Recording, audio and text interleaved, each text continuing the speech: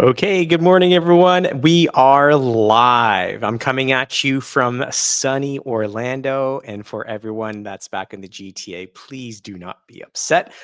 It is right now it is 10 a.m. and it is 24 degrees. So everyone in the GTA, hopefully it's a little bit warmer. There's no snow, it's no freezing rain, all that fun stuff. Let me ask. I've made every single one of these mistakes myself, and fixing them is exactly what took me from a struggling solo agent to building a thriving team. If you're grinding every single day but still stuck below six figures, or you've hit six figures but feel completely capped, this episode is for you.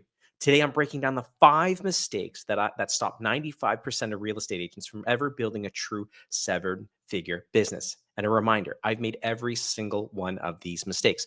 So stick around for the next 30 minutes and you'll walk away with the tactical fixes that you can start implementing and using this week. Good Friday, everyone. My name is Stephen Kim from Real Broker Ontario, team lead at the Stephen Kim Group, a local Toronto GTA real estate team collective that services this area. Welcome to No Agent Left Behind, Real Results Tactical Mastery. Stick with me for the next 30 minutes because this episode is going to blow you away. I'm really going to be completely authentic and genuine and show you all the mistakes that I made in scaling and growing to a seven-figure business. So without further ado, let's get right into it. Let me just pull up the slide deck. So the 5 mistakes I made building a seven-figure business. What I want you to do is I want you to avoid these traps. Today, I'm going to be going over these 3 areas. Number one, why most agents never scale. And it's a bit, when I was looking at a most recent Korea statistics, it's about 95% of agents that get licensed in the past 3 decades actually never hit 95% actually never hit a seven-figure mark. Before I get started though, just drop in the comments below right now, where are you? If you're a seven-figure agent, drop it, 10 out of 10. If you're kind of like mid-pack, maybe give me a 4, 5, 6. If you're just kind of starting off and you don't really have a plan, don't really know where to go, drop me your 1 or 2, but just drop in the comments right now.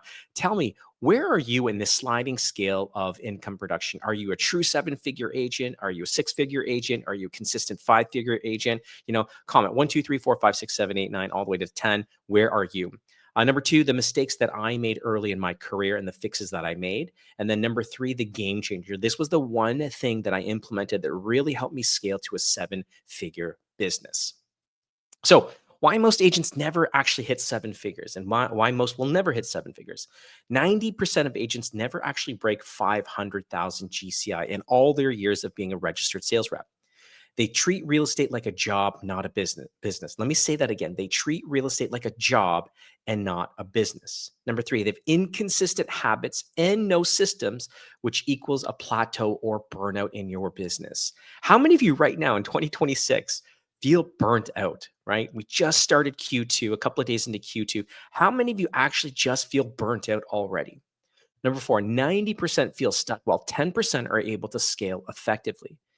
Now, this is really, really important. The difference between six figures and seven figures is not hustle. I'll say it again. The difference between six figures and seven figures is not hustle. A lot of people that follow me on social media, a lot of people that have come up to me over the years have said, you know what, we really, really appreciate, we really love how much of a hustler you are. Yeah, early on I was because I really didn't have a plan. I brute forced my way through this business and in this business until the light bulb went off to be like, you know what? I'm missing many SOPs. I'm missing the fact that, hey, I'm the rainmaker. I should be doing everything. I should be wearing all hats, which was a catastrophic mistake. How many of you actually feel that way? Like you're wearing every single hat right now in your business? Mistake number 1, you treat your business like a job and not like a business. I'll say it again. You treat your business like a job and not like a business. I want you to take a look at businesses like Amazon and Apple. I'm not saying like those real estate businesses, anyone has an Amazon or an Apple style business, but I want you to understand the structure of their business. Like Steve Jobs, right, wouldn't really be considered a master sales rep. He would be more the visionary. Jeff Bezos, maybe not the best sales rep currently, did start off as one, but more of a visionary. When you treat your business like a business, the very first thing that you have to understand, it is a profit first model. I'll say that again. It is a profit first model. How many of you right now in your business actually know what your profit margins are? Right? So if you collect a $25,000 commission check, unfortunately, a majority of people spend all $25,000. And that's how you go bankrupt or broke. Number one is you got to treat your business like a business. You have to understand the profit first model and what are the margins for your profit. Number two, hire a great, not a good, hire a great accountant and bookkeeper, right? So many agents get caught with their pants down at the end of the year when they go file their taxes and they get hit with a monstrous tax bill and an HST GST bill. And because you have to pay so much, the CRA then expects you to prepay for the following years. So hiring a good accountant and a bookkeeper is a fundamental, it's a must. Number three, everything lives in your head. Chaos instead of repeatable processes. I'll say it again. Everything lives in your head, and your head is a very dangerous place to be stuck in, right? Get it on paper, get it into SOPs, throw it into ChatGPT, throw it into Gemini, Claude. Have that help you build out SOPs. Now, the tactical fix is this: build your 8 core systems, whether it's lead gen, it's follow up, transaction, database, etc. I want you for the next 90 days to build out 8 core systems. Now, they don't all have to be around lead gen. They could be a follow up, post transaction, client touch points, so on and so forth. But there are 8 core systems every business operates out of. Now, the result is agents with system scales 3 to times faster. I want to say that again. Agents with systems, they scale 3 to 5 times faster. And had I had all of this AI help when I started, my SOPs would be night and day, way quicker from where they are now. So throw things into Claude and Gemini, into ChatGPT, right? Scour the internet, R&D, like Tom Ferry says, rip off and duplicate and throw it into Claude, throw it into ChatGPT and have it build out your own SOP. This is a huge, huge bonus. If you're looking for SOPs, drop in the comments, or send me a DM. Be more than happy to share some of ours. Continuing on with mistake number one, right? Treating business like a job, not like a business. Number one, SOPs. What are the SOPs, Steve, that I need? Number one is everyone should have a listing launch, a systematic way of launching every single listing that you take on from start to finish. We have a 75-point marketing plan. We do all 75 things, which is why we have a 100% sold rate in real estate to date. So number one, have a solid listing launch. So from the pre-list to when you're meeting with something to post-list to then post-closing. Number two, buyer exploration or a buyer consultation. How many of you have a phenomenal buyer consultation? Like so great that you want to share it with every single person, which then gives you the motivation and the desire to speak to every person to show off your buyer exploration. Every single one of you should feel that way, which is why I'm so fanatical on our buyer consultation process, our buyer exploratory calls. That's why I try to get this in front of every single buyer. What about this? What about after the closing? How many times have you heard from a client, right, that's used another agent, shares with you and says, you know what, I never heard from my agent again. Like literally, they were there for the transaction. Then after the transaction, done, right? They ghosted them. How great is your post transaction closing follow up system? We implement a 71-point touch point plan yearly. That means every single client in our database will be hit 71 times with some sort of touch point, whether it's a phone call, a text, a client invite, birthday card, home anniversary, happy Easter, Merry Christmas, happy holidays, New Year's, so on and so forth. What about this one? A lot of people ask me for this, a social media content system. I'm going to say this, and I do this with all my Tom Ferry coaching clients that are heavy on social media. They have to send me a calendar, a content calendar every single month at the beginning of the month of all of the content pieces they're putting out and when they're putting it out and what are the themes and the topics. Now, the tactical fix is this: refine just one of these SOPs in the next 90 days. Do not, and I'm going to stress, do not do all 4 of these because guess what's going to happen? You're going to start one and you're going to finish with none. So just pick one right now that you could implement in the next 90 days, refine it, throw it into Claude, Gemini, ChatGPT, have that help you run a more proficient SOP, build out a more proficient SOP, and then just add to it over the next 90 days. Mistake number 2. Hey, Sharif, how are you? Mistake number 2, inconsistent prospecting, no HOP or hours of power, and no intention for setting an appointment. I was incredibly at fault for this. I was super inconsistent with prospecting because I was so busy working in the business, not on the business. I didn't know what an hour of power was. So the times that I would text or call or email were just super random. right? And I wasn't able to track or measure it. And I had no intention for setting an appointment. I was scared. I was scared. I was scared to ask people for an appointment because I'm like, why would someone want to go on an appointment with me? What value would I bring? Right. So, number one is people prospect only when business is slow.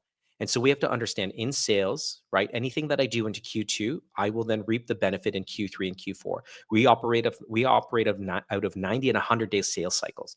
So anything that I did Q4 of 2025, I reap the benefit in Q1. Now, the challenge is this: as you're busy in Q1 in the business, we forget to work on the business, which is refining SOPs, continuing with the prospecting. Number two, no daily time block, unpredictable pipeline. Because I didn't know when I should be prospecting or when I would have time, I would randomly fire off a text at 7:30 in the morning, 7:30 at night. It was super unpredictable. When I understood that in my business, and this might look different for yours, when I talk about HOPs, hours of power, I had found that the best time for me was between 8:30 and 10:30, and then again at around 4 to about 5:30. And the reason for that is a majority of my database and sphere, they're parents with kids. So I can always catch them once they've dropped their kids off from school. They're in their car or they're on the go train, they're heading down to work, and I can always get them in the morning. And then again, I can get them right before dinner time. So that block around 4 to 5:30, again, I would get a response back. But my greatest HOP, hour of power, is always 8:30 to 10:30, and it's been like that the past 15 years. What about this feast or famine cycle? Right? We've heard this before. You eat what you kill, and in real estate, it's feast or famine, and you have to understand that. Tactical fix. What I want you to do is not every single day. I know it says here every day, right? But how about you just start off doing this? Give me 3 days a week where you can time block consistently for 2 hours every day, those 3 days a week, whether it's a Monday, Wednesday, Friday, or a Tuesday, Thursday, Saturday, whatever. But prove me wrong. Be consistent with these 2 hours for just 3 days a week for the next 90 days and tell me that you don't get another 3 to 5 contracts written. I want you to prove me wrong on this. But there's got to be consistency. There's got to be consistency in your hour of power because if they're not, you're never going to execute this. Okay. So let's time block 2 hours, 3 times a week for the next 90 days. And the target is 3 to 5 new contracts from this. And this is a challenge to you. Prove me wrong that this doesn't work. The script to steal might be something like this. Hey, Sharif, quick market update. Who do you know that tried to move last year and it didn't work out for them? Simple as that. Who do you know that tried to move last year and it didn't work out for them? What about who do you know that tried to move this year and it didn't work out for them? What a great touch point, leaning in with wanting to be of service. The result is this: predictable leads start flowing in instead of hoping for those leads. Predictable leads start flowing in instead of just hoping for those leads. Mistake number three: doing everything myself and no delegation. Who's here with me on that? Right? If you're watching right now, how many of you right now are tasked with doing every single thing? And just share with me, how many of you love doing every single thing? Marketing, sales, ops, so on and so forth, right? Number one is you wear every single hat until you're burnt out. It's an impossibility. You cannot wear every single hat and make a seven-figure business without burning out, right? I did solo. This was 2019. 2019 was the first year I had seven figures as a solo agent. And I'm going to tell you right now, the income was fantastic. The lifestyle was crap. The income was fantastic. The lifestyle was crap. If you're a solo seven-figure agent watching right now, or you're tuning in later, it is an impossibility. It is an impossibility if you're doing everything yourself, making seven figures, that if you're not burnt out, right? So you wear every single hat until burned out. And if you there's a book called Traction, and it really breaks down the EOS model of every business, the entrepreneurial operating system model, right? So you being the CEO, there should be an operations director, there should be a sales director, and a marketing director. That's typically how most organizations are structured, treating a business like a business. Remember, you are the CEO. You have someone to help you with operations, you have someone to help you with marketing, and you have someone helping you with sales. If you don't have someone helping you with sales, then maybe you can wear that hat. But offloading marketing and operations, that should be paramount. Doing everything and not delegating, it'll cap you at between 3 to 500,000 GCI every single year, right? Maybe a little bit more, but again, you will be very close, if not at the burnout stage. And then number three is, as you do this, you have no more time for other revenue generating activities. Now, the tactical fix is this: Hire your first VA or admin at when you hit around 250,000 GCI or at around 22 to 25 transactions per year, dependent on your sales price. But this is generally the rule of thumb. When you kind of around 250, 300,000 and about 22, 25 transactions yearly consistently, that's the time when you hire your first admin or VA. The other tactical fix is delegate the admin, transaction coordination, and social media, right? Delegate those tasks off of your plate. All the admin, the paperwork, social media posting, and all that, get that off of your plate. You are the money maker, right? You're the revenue generating machine. Make sure that you spend time doing revenue generating activities.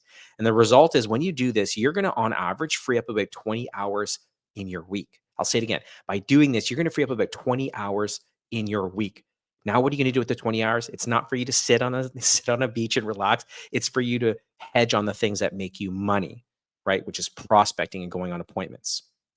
Mistake number 4, no clear identity or brand positioning. When I started social media, I had no idea I had no idea the identity I was going after, let alone the avatar I was trying to target. I'll say again, most agents will get onto social media without any clear identity or brand positioning. They're trying to be everything to everyone. I'll say that again, trying to be everything to everyone. Guess what that leads out to? Burnout and confusion. Number 2, no specific niche or expertise, right? So you don't know, you're not known for a particular location, right? You're not known for working with a particular type of client, whether they're buyers, they're sellers, first-time home buyers, first-time home move-up sellers, investors, so on and so forth, or even the type of product, pre-construction, rural properties, condominiums, etc. Number 3, not knowing who your avatar client is leads to low referral calls. And this was a big one. Not knowing who your avatar client is. If you don't know who your avatar client is, then you don't really have a message. I'll say that again. If you don't know who your avatar client is, you're going to have a tough time conveying your message and value proposition to them. So for the next 90 days, maybe you're going to dip your toe back into social media. Sit down before you do that and really identify who is your avatar client and what are the problems they have that you can solve. I'll say that again. What are the problems they have right now that you can solve? Right. I think about Angie on our team, right? Angie, her content is fantastic. Her content is really geared towards first time homebuyers. So if you haven't checked out her content, go check out her content. But she does a masterful job at really niching down with first time homebuyers. Things look sleek, they're relevant, they're timely, and it's valuable information. The tactical fix is this: build a brand known for one thing. Next 90 days. Build a brand known for one thing, whether it's to first time home buyers, it's downsizers, pre-cons, so on and so forth. Think about downsizers. Sedge just did on the team. He just did a phenomenal in-person downsizing webinar. I'm going to tell you, Sedge, if you're listening, you are a downsizing machine. You are the perfect, perfect agent for the downsizing demographic, right? Very empathetic, really patient, holding your hand, really highlighting the process, leaning in on solving problems. Fantastic. Results is this. Like I did a talk around this a couple of years ago. Specialists get paid, generalists always chase. So again, specialists get paid in real estate, generalists are always stuck chasing. Mistake number 5, you have no defined buyer slash seller process. I'll say it again. You have no defined buyer slash seller process. The number one request that I get as a real estate broker, team lead, Tom Ferry coach is, Steve, can I have your listing presentation? I can give it to you. No problem. Like, I should just make it available on the web. Just because you have it doesn't mean that you can deliver it in the way that I deliver it. It's nothing crazy or special. It's, in my opinion, I think it's actually kind of underwhelming, but it's in the delivery is why I always get listings when I present. So number 1, every deal is handled differently, right? So because every deal is handled differently, you're racing, you're running, you're struggling to manage time. Number 2, no standardized buyer journey. What are you known for? Do you have 22, 25 questions that you run through every single buyer during a buyer exploratory call? Number 3, non-existent or irrelevant marketing plan for home sellers, right? Please tell me you don't just walk in with the home seller at a listing presentation and you just drop a folder of comps and talk about the comps. Guess what? You've just been completely replaced by other platforms and AI systems, right? And I'll say this again. To this day, AI will never replace a skilled sales agent. You won't.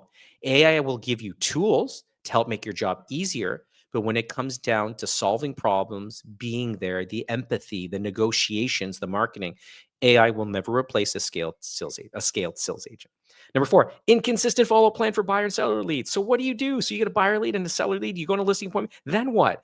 Please tell me you don't wait for them or look at your phone hoping that they're going to call you. But what does your follow-up plan look like? So after a listing appointment, if they don't sign right there, do you send them a physical thank you card? Do you drop it off the next day? Do you hit them up with a personalized video bomb message? Do you send them a text, an email, and you phone them and you send them all the new listings and what's sold and what's terminated and what's expired before you get the listing? And no, it's not too much. And no, you're not bothering them. If anything, you're showcasing to them your skill and your will. So imagine, Mr. and Mrs. Seller, if I follow up like this with you and we're not even under contract, could you only imagine what I'm going to do for you once we're under contract? And yes, that's a line I use all the time. Tactical fix is this: build the greatest buyer journey in the next 90 days. Build the greatest buyer consultation in the next 90 days. And you can go online, you can use AI, you can use this incredible network that we've built and that we can share with one another our buyer consultation scripts. Implement it, personalize it, but start now, right? No more, I'll get to it later. It starts today, right now. Out of all the mistakes I've shared with you so far right now, just share with me mistakes 1 through 5. Which one have you made? Right? Do me a favor. Don't make me feel bad. Right? If I'm the only one that's made all 5, so be it. But just share with me. Out of all the 5 mistakes that I've made up until this point in my career, how many? Which one have you made? And maybe which one have you made consistently out of the 5? So quick little recap. Mistake number 1, treating a business like a job and not like a business. Number 2, inconsistent prospecting, no HOPs, and no intention for setting an appointment. What about number 3? You do everything yourself, no delegation. Number 4, you have no clear identity or brand positioning. You don't even know who you are and what you are to your clients. Or number 5, no defined buyer seller process. Which one of these mistakes have you made since you've been licensed? And maybe which one of these are you going to work on in the next 90 days so that we don't make the same mistake, right? Catherine says no HOPs all over the place. And I know, Catherine, trust me, I teach some of the biggest teams across North America with Tom Ferry. This is the number one pain point. This is the number one thing that we work on. And we work on this for over a year, building at the solid HOPs, hours of powers. I love that. Amazing. Okay, so these are the next 2 mistakes. This was the big game changer for me. This. And I know it sounds so cliche, but I'm going to break this down for you. Mistake number 6 for me was this. And this was really when I saw my income grow exponentially. I was saying yes to everything and I was not protecting my time. I'll say it again. I was saying yes to everything and everyone, not protecting your time. And you're going to say, but Steve, must be easy for you to do that now. Well, now it is, because I know which clients I want to choose and which clients I don't want to work with, right? But if you get stuck saying yes to everything and everyone, I'm going to tell you right now, you then become the bottleneck of time. Now, early in your career, right? And this is kind of contradictory to like what I'm saying now versus what advice I would give to you early on. Early on, you do got to say yes to everything and everyone because you got to build your business. You got to grind through that, first 3 to 5 years. So you do need to say yes to everything and everyone and every opportunity. But when you do that, and now you become systematized, and now you're scheduled, and now you become pretty like militant on protecting your time, guess what happens? You get to now say no to things in your in business and clients. Because if you do say yes to everything, again, you're the bottleneck of time, and everything falls solely on you. Task prospecting stalls because you're stuck working in the business, not on the business. Now, a lot, agents are saying, well, what's the difference between working in the business, working on the business? Working in the business is like going on appointments, closing contracts, going through showings, all of that stuff. Buyer consultations, listing presentations. Working on the business is refining your marketing process, updating your content calendar, putting out social media content, being a profit first business, right? Those are elements of working on the business and SOPs. If you do say yes to everything and you're not protecting your time, you're also reacting to constant requests and interruptions. So how many times you're sitting at dinner, you're on a beach, you're at vacation, whatever the case may be, and your phone's going off, right? And you know not to answer it, but because you don't have because you don't have a consistent pipeline of deals coming through, you answer it. You disrupt whatever you're at, whatever you're doing to then be available for that request. Let's stop doing that once we start having more efficiency in HOPs and SOPs. Number 3, always available, right? Always available. So this was the big thing for me. By removing this and saying no, personal story by saying no. And I made this commitment a couple of years ago where I would start saying no to people, not just things, but to people. And what happened is my circle of friends started to get smaller. And that's okay, right? Because I'm going to tell you this right now. The moment you start saying no to people, your circle will get smaller. And that's okay, right? In the beginning, it didn't feel well. But now where I'm at, yeah, I have more time. And we got to remember, time is the ultimate currency. Like my father told me years and years and years when my daughter Jordan was born, right? He pulled me aside. Um, at the hospital. And he said, look, you're going to be in a position to get your kids anything, but the only thing that you're not going to be able to get them is more time. And he's like, always remember this: time is the currency of love, right? You can get them everything, but you just can't buy more time. So time is the currency of love. And I'm going to tell you that right now. Time is currency. It's the ultimate currency in your business. I just want to share with you a quick bonus mistake because as I was kind of sitting and I was reflecting on all of these mistakes, some of the mistakes started to lead into team building. And so maybe this will be for the next, in the next few weeks, but maybe the mistakes that I've made building a team. So here's a quick little small one, a bonus mistake: staying the top producer instead of becoming the CEO. So all you team leads watching right now, you're going to be in the exact same boat with me, right? You're the top producer and you behave like a top producer. Your activities are like a top producer. What they're not is the CEO of your company. So number one, you're the best sales rep on the team. Congrats. You've built a job, not a business. I'll say it again. You're the best sales rep on the team. Congratulations. You've built a job, not a business. Number two, you handle the biggest clients. You step in to save the deals. You've become the conversion bottleneck. One of the things that I absolutely love in building the team that I've built right now and surrounding myself with just incredible human beings and agents is being able to pass off my clients, the people that I've nurtured for over a decade, to now be like, here you go, Sedge. Here you go, Andrew. Here you go, Angie. Here, take these clients because I trust you with them after building a decade-long relationship. And my clients love my team members. I'm going to go, they probably love them more than I do, than they love me. Let's be real, right? But that is what a great moment to be at in business, when you can take one of your best clients and you can pass them off to one of your incredible agents on your team, right? Because what are you doing? You're able to value the time that you get to then work on the business, right? And again, the handoff has to be done in a very delicate manner as well, right? The shift is this: your job is no longer to sell as a team lead, it's to build people who sell. Coach agents to hit their goals, and you'll hit yours as well. I'll say it again. The shift as a CEO, if you're a team lead watching or you're listening afterwards, your job is no longer to sell. It's to build people who sell. Coach agents to hit their goals, and you'll always hit yours as well. I just want to say thanks for listening. Thanks for watching. This was a big one for me, right? I was a little nervous on sharing these mistakes. And, by no means am I saying, oh, well, look at me as a seven-figure business. It's not that at all.